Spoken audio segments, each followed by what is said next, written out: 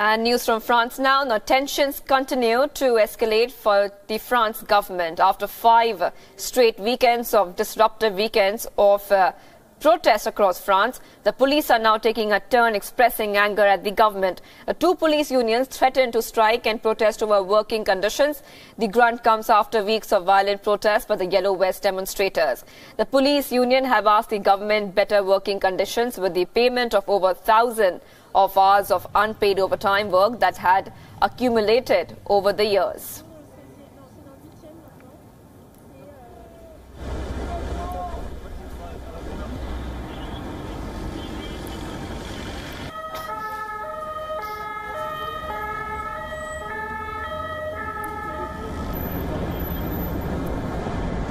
Conditions de travail, d'abord de ces dernières semaines, mais globalement depuis de longues années, de nos forces de sécurité en France n'ont pas été à la hauteur dans nos engagements de ce qu'elles font au quotidien. Les policiers, Monsieur le Premier ministre, attendent des actes.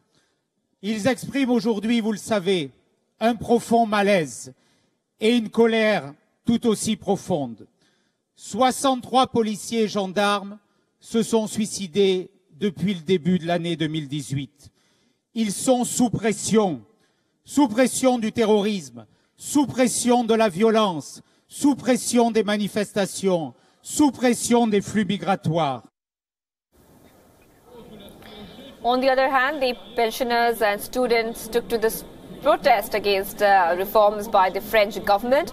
Pensioners complained that new reforms mean later retirement and lower income, while the youth said that the new system of admission to university creates inequality. Both the protests took place at the same time in different places in Paris.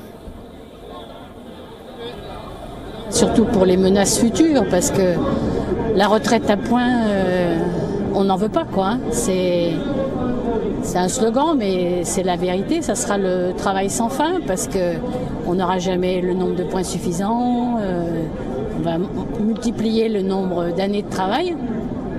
Et surtout, il n'y a aucune garantie quand on prend la retraite du revenu qu'on va avoir, puisque le point, c'est le monarque qui décide de la valeur du point selon l'économie du moment.